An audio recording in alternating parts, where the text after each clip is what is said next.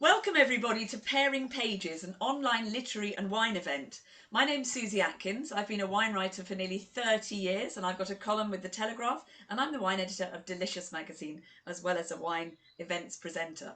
And I'm delighted to be sharing my screen with the wonderful Heidi Swain and to be discussing her super book, The Summer Fair, at this most summery time of the year. Welcome Heidi, it's lovely to meet you. Thank you so much. I'm really excited to be here today. And congratulations on the book. Thank you. As I mentioned, it's a wonderful time of year to be reading it, of course, but it is just the most lovely shot of summery romance and feel good, isn't it? Yeah. I have packed every bit of summer into there that I possibly could have. So it doesn't matter if it's showery outside. If you've picked the book up, you've got sunshine in your head. It's our own ray of sunshine. I was kind of Absolutely. smiling through so much of it. I mean, we'll get onto the fact there are obviously some moments of jeopardy and some more serious things that happen in it, but overall it is proper feel good. And you are described as the queen of feel good, I know. So how did it feel to be the queen of feel good? Oh, that is an honour. It's a real honour. And I get lots of messages from people telling me that the books are a real escape, and they can forget about things that are going on in the wider world while they're reading them. And yeah, it's genuinely an honour to be able to take people away to somewhere different. So yeah, I love that. Yeah, I'll very happily wear that crown this Jubilee weekend. Yeah, absolutely. It's definitely a compliment. I think part of the way when I was reading your book, I was stuck on a very late train, and I was extremely delighted to have your book to stop me getting really cross Perfect. inside. Oh, I love that. Took me away in a sort of escapist fit of happiness. Um, but it's the fourth, I believe, and I'll admit I haven't read the others. I Yeah. know you've written lots of books, but this is the fourth in a series. Could you just tell us a bit about this, because there's a whole cast of characters and some of them your regular readers will know from previous novels. Yes. So this was the second series that I wrote, set in Nightingale Square, which is a fictitious area in the city of Norwich, which is my nearest city and somewhere I absolutely love. And so the books are set around this little close called Nightingale Square with a big manor house opposite called Prosperous Place. And there is a community garden set up in the grounds of Prosperous Place, and all of the neighbours can access this. So it was actually, I think it was 2 years ago, 3 years ago yesterday, that the first book in the series came out. And so we've had 3 summer books there and 1 Christmas book. And yeah, the Summer Fair is the fourth book in the Nightingale Square series, and it's set in the square, but we've also got the introduction of the wider area as well. So we have got the Cavil Care Home in there too, which provided lots of fun and entertainment throughout. Lots of eccentric characters in the care home, yes. And Beth, our heroine, our narrator, she's new to the series. That's right. Yes, she is. So there was a character called Harold who lived in Nightingale Square, and he moved into assisted living. But I didn't want to get rid of him completely, and lots of readers got in touch when he moved out of the square and said, "Oh, please, let's keep in touch with Yes, I Harold. liked Harold a lot. He's lovely. He's wonderful." So I had to think, what has happened to Harold in assisted care to get him into the nursing home? I didn't want there to be too much drama for him, bless his heart. Yeah. So he's had a fall, and therefore he moves into the care home. And that was how I was able to introduce Beth, because one day Harold needs a chaperone to go back to Nightingale Square because he's a bit of a menace on his mobility scooter, and he's not allowed out on his own. Yeah, he's a great character. So Beth goes with him, and that's how she is introduced to all the neighbours in Nightingale Square, and that brings the 2 stories together. So that's how she enters this world, because the first little bit, it's all about her and her horrible house share. Awful But you house share. pull her out of that quite quickly, and then she enters this world that a lot of your readers will have already known. I didn't know it, but I'm here to tell you that you can read the book as a standalone, I think. I mean, would you agree? You don't have to have read the other Nightingale Square books. No, absolutely not. All of the books feature a different main character, and I'm always very careful about introducing the other characters, so you get to know them quite quickly. You won't have that same amount of backstory as if you've read the previous books, but you don't have to have read the first 3 for this Well, one. I will go back and read them, I think. But I did Wonderful. immediately think, I'm sure readers who just pick up this as their first Nightingale Square book, there is a big cast of characters. So I was like, Yeah. okay, we're being introduced to a lot of people here, which you do very well. But I guess a lot of your readers, because you've got quite a big fan club, they will be very au fait with some of those people. Yes, and they love to make those connections between the books. And I've even made some connections between the series as well. So you will have one of the residents in Nightingale Square is related to somebody who lives in Wimbridge, which is the other series. And you might have characters going off to Weymouth, to the seaside, which is the third series. So there are all sorts of little connections between all three of them. And it's Very not clever. necessary for you to know about them. But if you have read the other books, you will pick them up. So I don't know, you can maybe tell me if some of the themes I'm going to talk about are in the other books, but should we talk about some of the themes on it? First of all, the whole gardens, outdoors, the grow well, and plants, because Beth has this amazing hobby, which is these incredible house plants. And one's called Aretha, which made me laugh, the great big one. Is this something that comes up again and again in your books, or is it a particularly planty, gardeny one? No, it is something that I have in all of the books, throughout all of the series. If you follow me on Instagram, you will see me hashtagging green things growing constantly, because I always start my day with a daily walk, spend a lot of time in the garden. I think I'm really conscious of being an author and sitting on my bum all day. Yeah. And I know that I need to move. I need to get out of the house and move. And, green things growing are such a great boost to our mental health. And I know that that's becoming more and more prevalent in people's awareness now. So I think so. Yeah, lockdown has helped with that, and I couldn't agree more. As someone who also sits writing, very different sort of thing, but day in day out, it's marvelous to take yourself away and wander into nature if you're so lucky to be near it. Definitely. And in the third book in the series, The Winter Garden, I made a point of addressing SAD in there. So people with that could think about what they could do over the winter to create their own garden with seasonal interest in. So it's a theme that runs throughout a lot of the books. The house plants, that was really a new introduction. So Beth's obsession with the house plants, that was a new thing for me. I've got quite a few house plants. I haven't got any in this room. I've just recently moved, so things are in a bit of disarray. You don't know where they are. But I recently watched Gardener's World, and they had a huge section on houseplants and the importance of houseplants. And I was thinking, there are so many people now who haven't got access to their own outside space. So bringing that inside, you can still get the benefits of the green things growing, but through the use of houseplants. And she really nurtures them. She really loves them, doesn't she? Because she's obviously a very lonely person when we first meet her. I mean, clearly, and unhappy for lots of reasons. Well, one main reason, but she's bereaved. And she nurtures these plants, and it clearly is, they're almost like her friends, I felt at the beginning. Yeah, it is. It absolutely is. She has a routine where she cares for them, and she looks after them, and she talks to them. And as you've already said, she has a name for them. We've got the huge plant called Aretha, who's the plant really that prompts her, gives her the final kick that she needs to get out of that awful house share. She finds the cigarette butts in Aretha's pot. Awful. Dreadful. Yeah, not how she's not happy with that. It must have been quite fun writing about those terrible housemates at the beginning, because they are awful. They are grim. They are absolutely grim. Yeah, so yes, it was great. They weren't in it for long. I thought, I've got to make them as bad as they can possibly be for her. Which is quite interesting, because there are hardly any unpleasant and bad people in the book. And in fact, I was noting that the one or two there are kind of off the page. So Eli's, you pronounce it Eli, do you? Yes. Eli's ex is obviously appalling, but we don't actually meet her. No. And there's kind of inept people like Karen. Yeah. But you don't have them lingering on the page, do you? Because I guess you don't want unpleasantness sitting there. Don't need that, unless they are really an integral part of the story. Then they might put in an appearance. But quite often, if that's the case, I like to give them some redemption. Not always. We've had some characters, some really, awful characters who have stuck throughout, and their behaviour has been so despicable that they have not been redeemed at the end. So it very much depends on the book, I think. But I think more and more we just need that lift and we need that boost. So I want to keep the nice ones close. Yeah.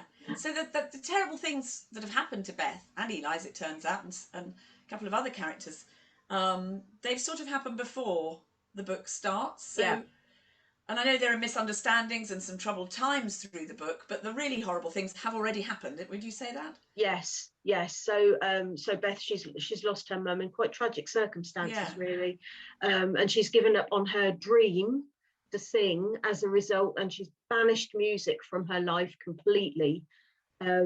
Whether that's a good thing or not, you'll have to read the book to find out, and whether she rediscovers it.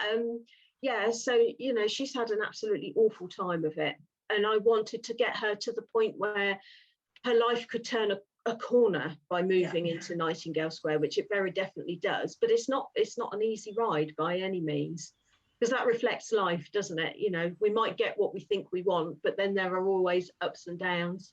Yes, and I mean there is some jeopardy in the book. I mean, I think probably it would be fair to say you were one is expecting a happy ending, Yeah. but I wasn't sure about the bumps along the way, how bad they would get. So that gives an element of jeopardy, I suppose, stops it being too sugary. Would you say? Yeah.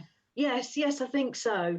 Yes, you want there to be, you know, you want her to have twists and turns. And lots of people say about this genre, it's predictable.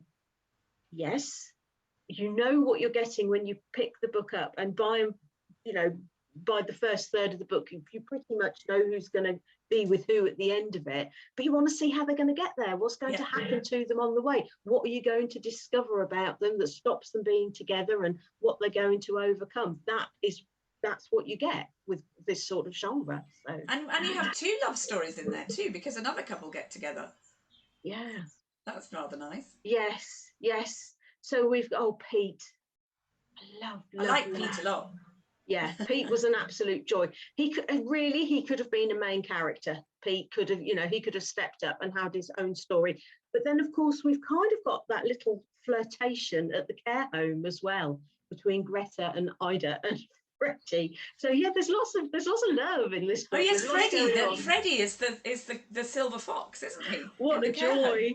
Loved him. And interestingly, both him and Greta weren't a formal part of the planning process at all.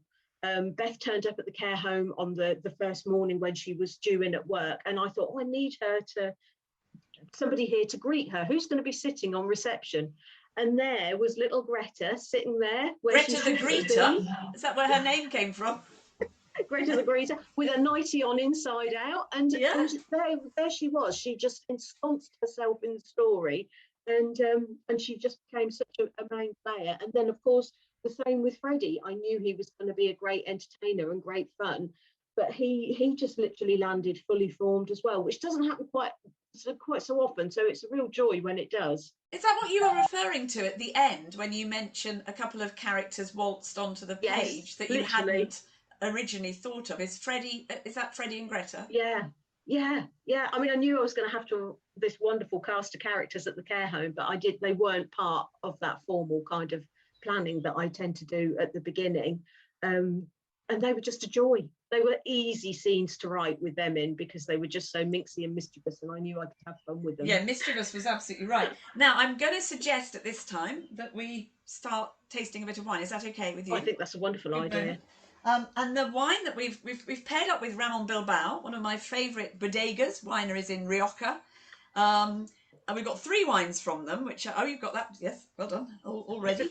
The main one we're going to talk about is the rosé, or as they say in Spain, rosado, because I just think it goes with the vibe of this book so well. It couldn't be more summery, refreshing, uplifting, enjoyable, all those good things. So I hope you'll join me in pouring a glass of it. So this is their Rosado 2021. So these grapes were picked last year. You want to keep your rosés as young as possible. I always say to people, don't buy old rosé. It loses its bloom. It loses its fresh aromas and fruitiness. But this is a lovely new vintage.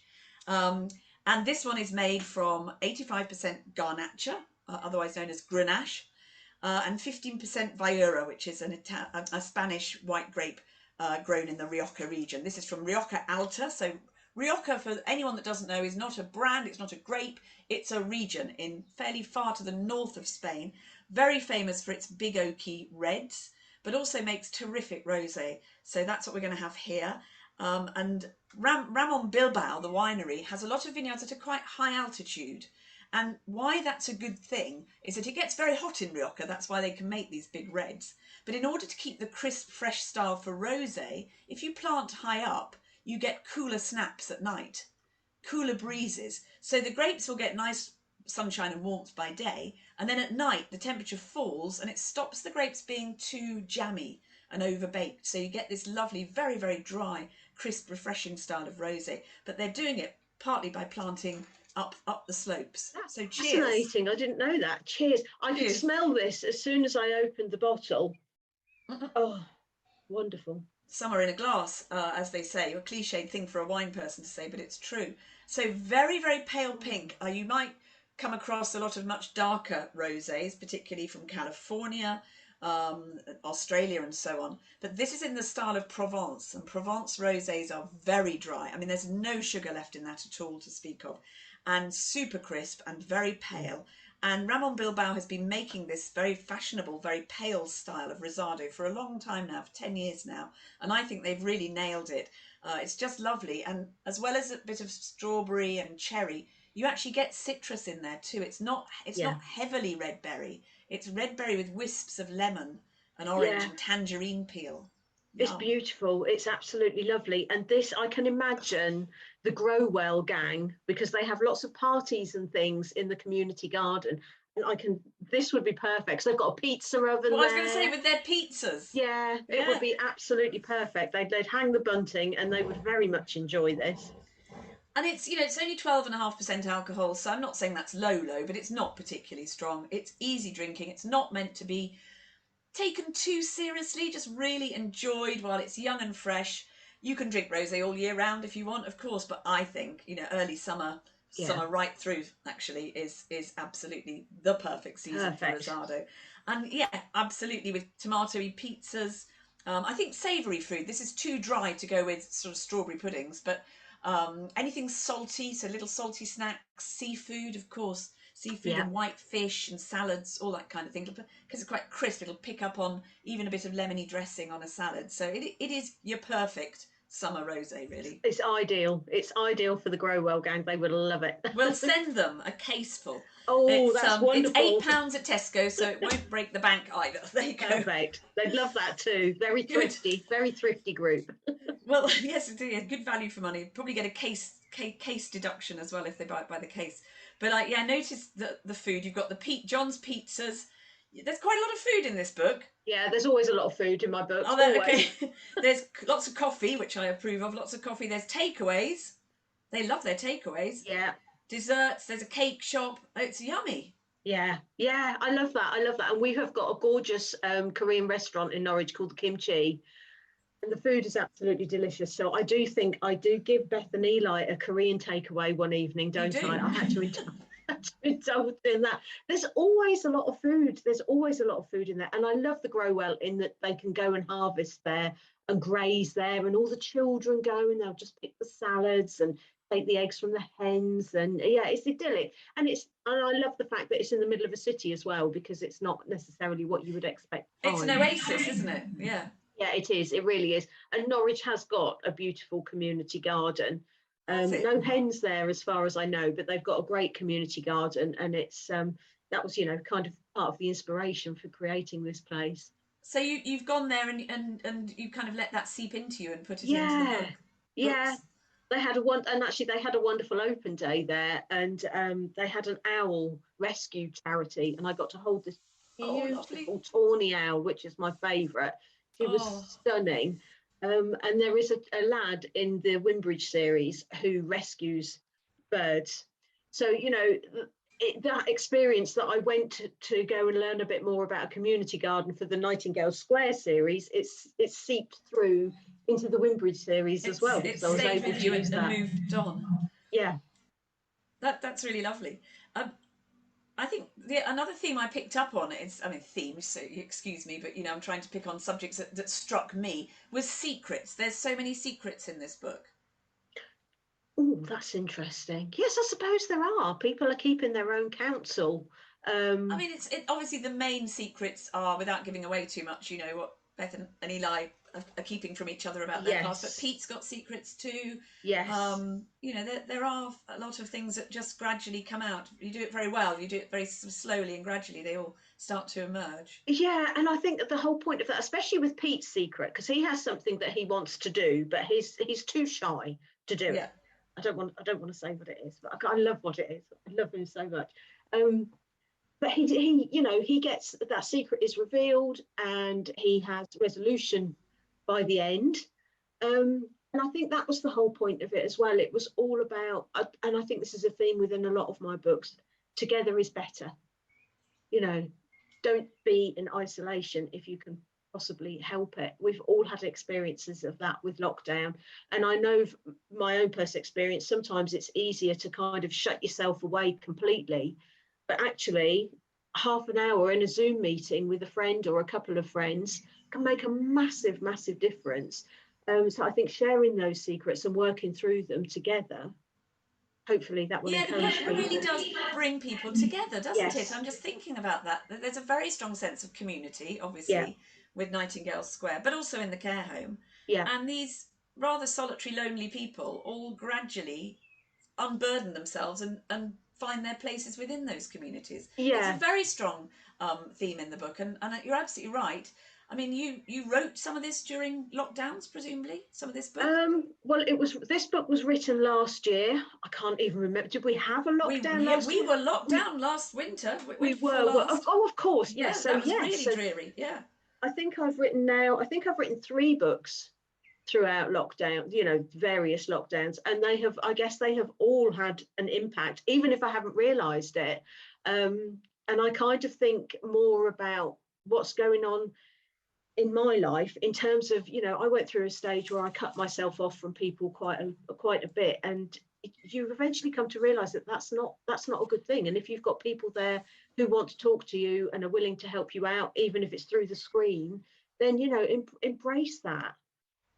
And I wonder, do you think people want books like that more because of lockdown? You know, when we were all shut away and we all felt the loss of being able to see people we loved and liked. You know, everyone, we couldn't see Yeah. anyone we knew, Yeah, except definitely. those we were living with. People presumably respond to these books in Yeah, that way. absolutely. I mean, the book that came out when we went into the first lockdown, it was The Secret Seaside Escape, which was the first Winmouth book. And we were scheduled to come out at the end of April. And because lots of booksellers were cancelling slots, lots of authors were delaying publication, we actually went 2 weeks early. I think we went on April the 16th instead of the Well, that 29th. was in And the the first book few just, weeks. it flew off the Oh, shelf because it had got secret, it had got seaside, it had got escape in the title, and they were all the things that people were looking for. And I think that has carried on. And I get messages all the time from people saying that they've read how one of my characters has handled something in a book, and they've gone on to do something as a result. oh, that's lovely. And that's, you know, that's wonderful. That's wonderful. I think the most poignant was I had in Sleigh Rides and Silver Bells, which is one of the Winthorpe Hall books, I had a character who disliked Christmas. She'd been bereaved at Christmas and she didn't have anything to do with it. Yeah. And then obviously by the end, she was enjoying Christmas. Of course she was. I wasn't going to leave her in that Miserable. point. I think your readers might be unhappy if you did that. Exactly. But I had a lady who got in touch who said that she had lost her partner at Christmas and she hadn't put her decorations up since. But having read the book, she went into the loft and she got them down and she decorated her house for the first time that year. And we've kept in touch since, you know, that's about 4 years ago now. And it just felt like such an honour that something that I had written had prompted her to do that. It was really wonderful. lovely. Yeah, it was great. So if I can kind of encourage anybody to go for anything in the books, you know, that's a bonus. Yeah. Oh, that's really, really positive. I'm going to pour the second wine. Okay. You don't have to finish your Rosado and join me unless you've got another glass, which is what I've done. So. I haven't actually, so I'll stick to the rosé. But try the red later. Just very quickly on this one though. This second one is our Criantha, and Criantha means it's had a certain amount of time in oak barrels. Now Rioja is famous for oaky reds more than anything else. And this is just lovely. It's 100% Tempranillo. It's had 14 months in American oak barrels. And what happens with oak is it leaches some of the flavour into the wine and gives a bit more tannin and structure as well. So often when you smell and taste an oaky wine, You do get that wood spice and vanilla and those extra elements of sometimes pepper, that sort of thing. American oak is known for giving quite a sweet vanilla tone. It's got quite a loose grain, whereas French oak gives a small spicy peppery tone, to generalize a bit. But so this is a lovely kind of easy drinking. There it is. I can smell the oak as well as the lovely tempranillo plumminess and black cherry. It's just super gorgeous. And there is that sweet note, spicy note on the finish to it. Tempranillo, which is probably the best known grape of Rioja, it does give us loads and loads of red fruits and black fruits, really fruity grape. People think, oh, Rioja, people sometimes think it must be really full bodied and heavy. It's not. Rioja is much more often medium bodied and very fruity. And I think people love it for that. So if you think Rioja is always really challenging and heavy and tannic, it's really not. Now this one, I think this is the one that I'm going to have with my kind of barbecued lamb chops, sausages, Oh, bit of nice. cheese out in the garden, basically protein of Love some that. sort. Nothing too light, bit of cheddar, bit of manchego, as I say, a bit of lamb chop off the barbie when we get the right weather. And that's £9 from Tesco, so it's more than the average price of a bottle of wine, but it's not going to break the bank. Really nice to share with friends on a nice barbecue evening. That sounds like a nice wine for the more grown-up evenings when we're heading into the late summer, because the Grow Well gang still party throughout the year. Yeah, yes. So a little bit later in the evening, Maybe, a bit of September mellow evenings. Love that. And they can still have the pizza, that's fine. Perfect. Oh, I want to go now. So enjoy that later, but I would have you. something with it. It's not, to me, it's a bit more serious than a wine to have on its own. Just a little piece of cheese or a little bit of ham or hamon or something like that would be really, really nice. But yeah, you touched on friendship and community. The friendships and the couples in the book, some of them, those friendships go back a long way, do they, in the previous books? Yes, they do. So there will be characters there who, so the first book, Sunshine and Sweet Peas in Nightingale Square, so I was terrified to move away from Wimbridge. I think I'd written 5 or 6 books set in Wimbridge, and I felt it was time for a change. I wanted to explore somewhere new, but I was so nervous because my readership loved Wimbridge. I thought, right, what can I do? Are they ready for a new location? Am I ready for a new location? So we had a lady called Kate moving into the square, who is a relative of somebody in Wimbridge. So we still had that, little connection. So her story was the first story, and the community garden wasn't there when Kate arrived. And Luke bought the manor house across the road. The garden was created, their relationship was formed. And now you know that Kate and Luke live together in that house with their girls. Children, yeah. And that freed up Kate's house in the square for somebody else to move into. And then, of course, Harold went, which freed up his house for somebody else. So, yeah, you've got all those relationships happening. And you've got new people moving in, but the people who have left still have a part to play. So Harold is still in the story, even though he no longer lives in the square. And he was born in that house in the square. It's belonged to his family forever. Oh, well, I hope we meet Harold again. Don't kill him off. I'm sure we will. Let him go on to have his telegram from the Queen. But that kind of implies a lot of very careful plotting before you even start. Are you that sort of an author? Yes, I do like to plot. I think the most difficult thing to keep track of are the children's ages. That's tricky because, there are a lot of children in the books, and you can't have a baby in a pushchair still being a baby in a pushchair 3 books down the line. So you have to think carefully about all that sort of thing. And also my editor and my agent, they like to have an idea of what the book is going to be. For my own peace of mind, I like to plan quite carefully. I'll always know what the ending will be.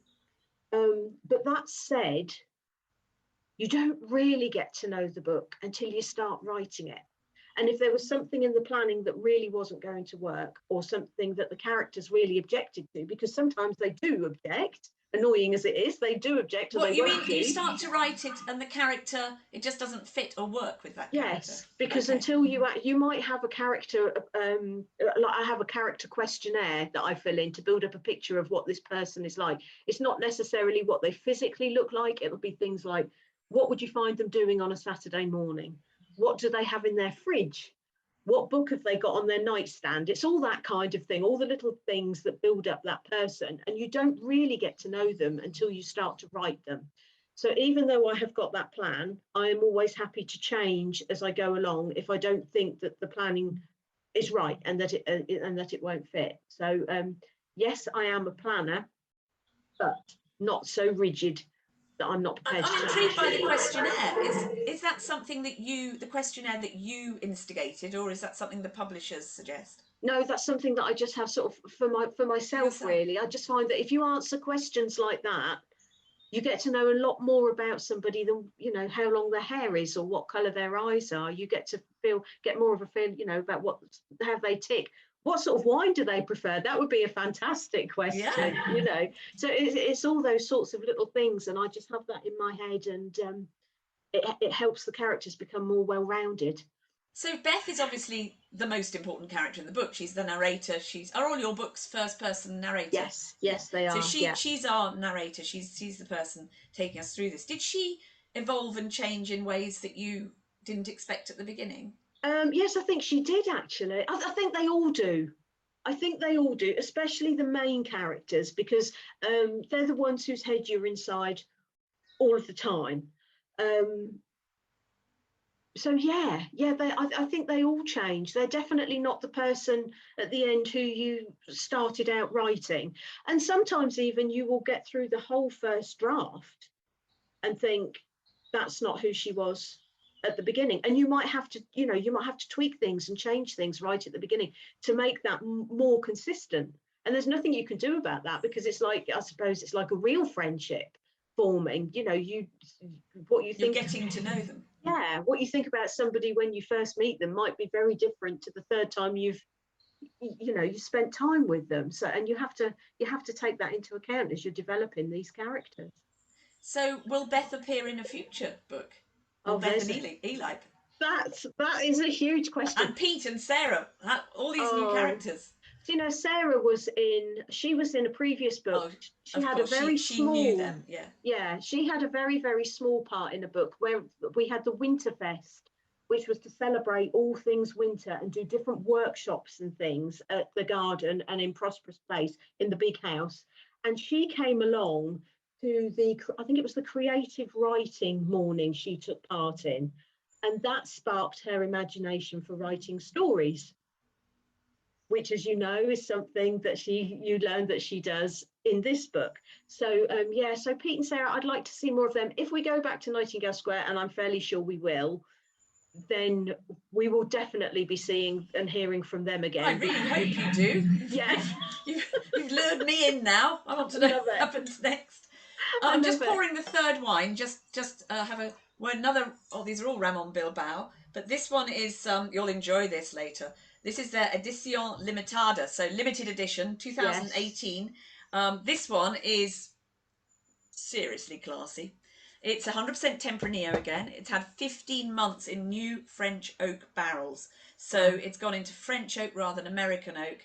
And this one is much more in the sort of 15 to 18 pound price brackets, available from greatwine.co.uk. And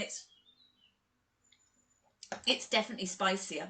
I've got proper black pepper twist on that one, but there's still loads of lovely black cherry, and peppered steak would be fantastic with that. And is that down to the oak, that Yeah, good pepperiness? question. It is really. Sometimes if you've got a great variety like Shiraz, otherwise known as Syrah, or Carmenere, they give their own spiciness. But Tempranillo isn't very spicy on its own. It's very fruity.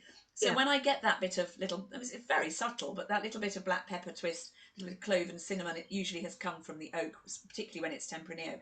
But Ramon Bilbao, interestingly, doesn't make very oaky wines. It majors on very fresh, fruity wines. And so this, although it is oaked, you don't get that heavy whack. I would say some very oaky wines are like a kind of termite's dream. There's more wood than there is grape in there. But Ramon Bilbao makes a real virtue of not doing that. So I'm banging on a bit too much about the wood in a way. It's there, but it's a subtle layer rather than boom, Yeah. there's loads and loads of oak and I'm almost chewing on a plank. Yeah. Yeah. It's ultimately a fruity wine with a kind of veneer of oak on it. So, but that's pretty special, that wine, the Edición Limitada. So, as I say, special edition, only a certain number of bottles have been made. 13,000, I think it says. Yes. Wow. No, sorry, 250 bottles, 13,000 magnums. That would be nice to have a magnum of this. Gosh. But that's, to me, and thank goodness we're doing them again, dinner party. Can I say dinner party wine? Because we're doing that now. I would probably decant that just to get it, open up the aromas and the flavours, and that's going to be fab with. I think it's got to be steak or a really good cheese board for me, that one. Oh, love that. That's going to be. I'm going to save that for a special occasion. I'll be welcoming people to my new home soon, and that will be perfect. Lie it down on its side. You want the cork to be in contact with the liquid, so the cork doesn't dry out. If you're going to have it for more than a few weeks. And get it out of the bottle into a decanter or just a glass jug, not hours before, just as people are arriving, and you'll find that aroma wafts out more, and you just get the aeration just gets the wine a bit more kind of fresh and lively in the glass. So the rosado I want to drink on the lawn with my pizza and my seafood snacks and that sort of thing, just summer, lovely. The Crianza is my barbecue wine, I think, for today, and my Edition Limitada is for the newly restarted dinner parties that we're all going to enjoy, I hope, over the summer. Perfect for the Nightingale Square. I think they'd love them all. And I do think, if I may, that you need to bring a chef and even a winemaker into your books. Have you had a chef yet? I have had a chef, but he wasn't chefing. Oh, there you go. There's a word. He was on a rest. He wasn't doing his actual job in the book. In fact, I think he appeared briefly as a celebrity to turn on some Christmas lights. Oh, so that would have been in the Windbridge series. But maybe I should bring him back. He was a popular character, I remember. So yeah, maybe we'll. Well, you love your food. You clearly love, the gourmet side of life. Yeah. So you might have to go to lots of restaurants to do research. That would be awful. Oh, that would be, isn't that terrible? Yeah, it's the worst.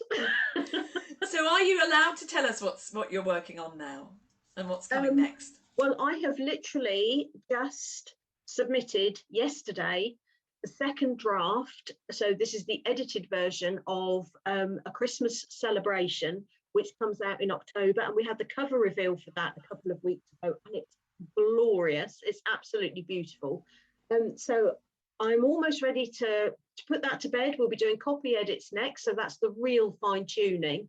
And so I am now planning next summer's book, which I will start writing within the next couple of weeks. So good. You get to write a summer book in the summer. That's pretty much, that's the question that people ask me all the time, because I write 2 books a year. There's this assumption that you are always writing out of season, but actually you are still working on them out of season. But generally the first draft, which I think is is the most important bit, getting that story down, that actually happens in the right season. Not 100%, but mostly. So yeah, which must be inspiring. I mean, you want it to be that season when you first start putting pen to paper, I imagine. You do, but I'm not adverse to keeping a jar of mincemeat in the fridge, for when the Christmas book comes back in June, and I'm doing the copy edits and things. Have a smell of the jar of mincemeat and a bit of Michael Bublé on the to remind you. Yeah, just to get you in the mood. But for now, this is the one that's the summer fair. The lovely summer fair is just out in the last week or two. Is that right? Yeah, it came out on I think it was 12th of May. I was mid-COVID at the time, which was very frustrating. But we had a wonderful launch nonetheless, and the reviews for this have just been incredible. And I'm so proud because I'm so happy with it. I absolutely love this book, and I put a lot of that down to that Cavalcare home crew. I mean, they were just a joy to write. How lovely to see older people, the elderly really being cast in such a lovely light. I thought that was super. Well, congratulations. I thoroughly enjoyed reading it. It is a wonderful book. I hope I'm sure lots of people will really enjoy it over the next period, in particular as we hit summer. So congratulations. Thank you. Thanks ever so much for letting me talk to you about it. My pleasure. And enjoy those wines later. Thank you. Enjoy the rosé now and the reds in due course. Cheers. Cheers. Thank you. Bye.